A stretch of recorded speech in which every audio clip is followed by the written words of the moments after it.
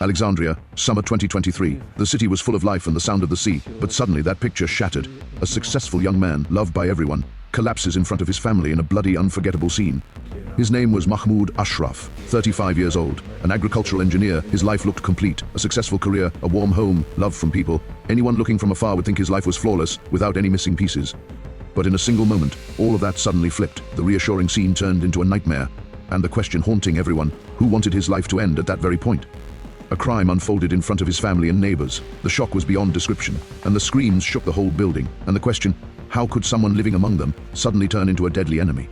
This isn't just any ordinary crime. We're chasing a deeper secret, a grudge buried for years. What's inside a person's chest can stay hidden until it suddenly explodes.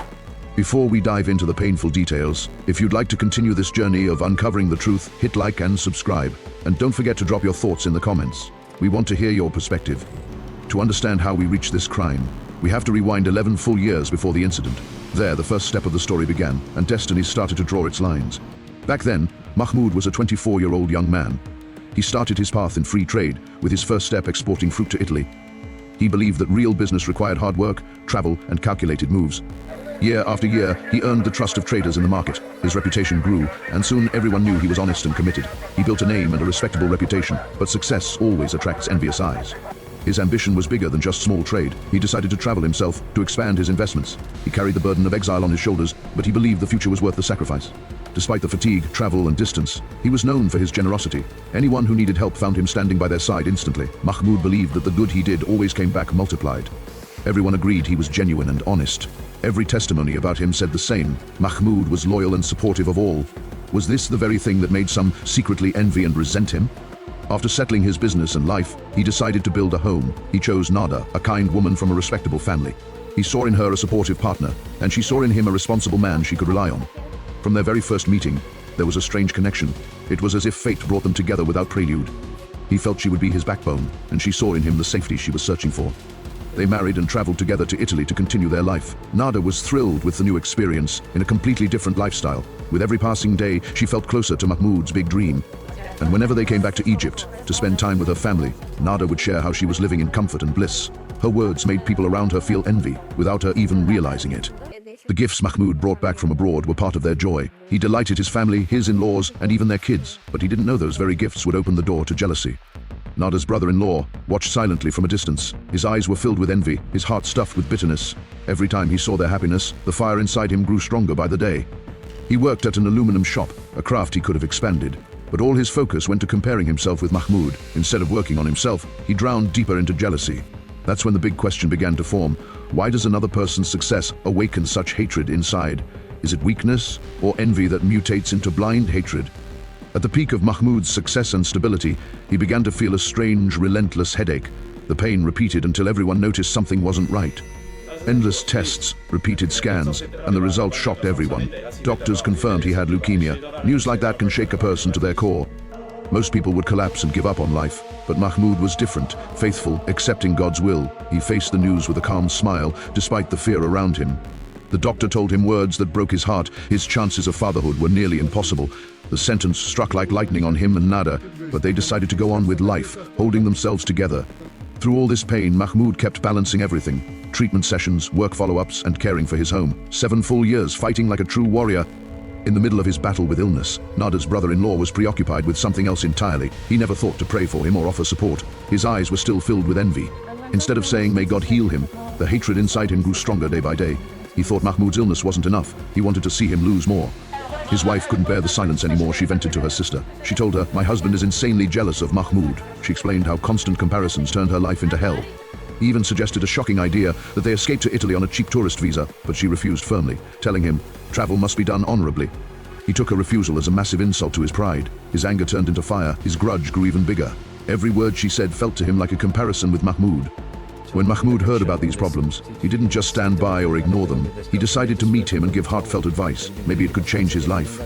He told him, "Hire 2 workers to help at the workshop. Focus on your own project instead of wasting your time." A simple, ordinary piece of advice, but it lit the spark of a new crisis. The brother-in-law twisted the advice completely. He thought Mahmoud was interfering in his personal life. That filled his mind with even more suspicion and jealousy. The fights between him and his wife became almost daily. The shouting and arguments never stopped. and it escalated into hitting and insults that turned their home into hell. One day, Mahmoud and his family gathered for lunch. The atmosphere was warm, filled with laughter, but behind that warmth, eyes burned with hidden resentment. The brother-in-law couldn't hold back anymore. He insulted Mahmoud publicly with cruel words. He told him, "You're infertile." A heavy silence fell over the table. Mahmoud stayed quiet and didn't respond, but inside he was shattered. Those words cut deeper than any illness. Even his young son started copying Mahmoud's style of dress and speech. The child saw him as a true role model, but his father saw it as another insult, fueling his inner fire.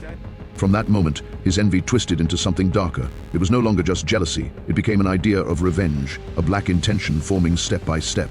And here, the big question returns. What could drive a person to kill someone so close? Is jealousy alone enough to spark murder? After 7 long years of treatment and struggle, hope returned to Mahmoud again. Doctors said, there's a new chance at life. The illness was stabilizing. The doctor gave him the good news. His condition was stable now, and the bone marrow transplant succeeded remarkably. Those words fell on Mahmoud's heart like a gift from heaven. Mahmoud left the hospital like a true hero. Everyone around him celebrated. Laughter and joy filled the family as if they had won the battle of a lifetime. But in the middle of that great happiness, there was one exception. One man stood silently in the corner, his eyes full of bitterness, as if the joy wounded him more than any bad news could. Just a few months after recovery, the miracle happened. Nada discovered she was pregnant for the very first time. The news turned their life into unprecedented joy. What they thought was impossible became reality. Their home filled with prayers of gratitude to God. Everyone saw it as divine reward after years of patience. Then came Ghazal, their first daughter. Mahmoud was overjoyed holding her in his arms. He wished to give her every good thing in the world. He decided to work harder than ever before. He wanted to secure his newborn daughter's future. Every day she gave him another reason to fight. But in the other house, things were very different. The fights hadn't stopped for a moment. Nada's sister's home was filled with problems and anger. The brother-in-law repeated the same old request, to leave Egypt. He told his wife he wanted to escape abroad at any cost, but her answer was a flat refusal, reigniting the conflict. The fights didn't stop at words anymore. Beatings and insults became part of their daily life. The house turned into hell, with no safety or stability. Until July 3rd, Wafa, Nada's sister, decided to spend some time with her. She needed a break from the pressure she was living under. Nada told her, "We need a change of atmosphere. Let's spend a few days at our apartment away from the stress. Maybe happiness could ease the exhaustion, even for moments."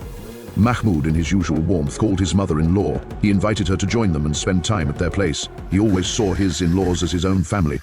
He didn't forget about the brother-in-law either. Mahmoud called him personally and invited him over. Despite the fake smile on his face, his heart boiled with envy. Friday, July 4th, Mahmoud came home peacefully after Friday prayers. He had no idea the coming hours would seal his fate. Nada and her mother were happily preparing breakfast. The aroma of food filled the apartment. The mood was calm until a sudden knock on the door. Mahmoud went to open it, and there stood his brother-in-law in front of him, a strange smile on his face, but one laced with malice. He told him, "Let's talk privately." He led him away from his family into an empty apartment across the hall.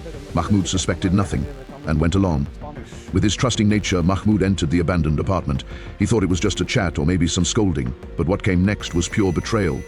The conversation began about work and money. The brother-in-law sat complaining about his hard life. His words carried more jealousy than logic. Mahmoud tried to calm him with kind words. He told him, "Your wife loves you. She stands with you through thick and thin," but his words never reached his heart. Then, in a shocking, unexpected moment, the brother-in-law grabbed a brick from the ground and struck Mahmoud's head with treachery. One blow, then another. Mahmoud collapsed to the ground, drowning in his own blood. Shock painted his eyes as he fell. Mahmoud looked at him with broken words. "Why, Hamo? What did I ever do to you for this?" The words slipped out like a final will. Screams filled the building from every corner. People rushed to save him. The scene turned into chaos and indescribable fear.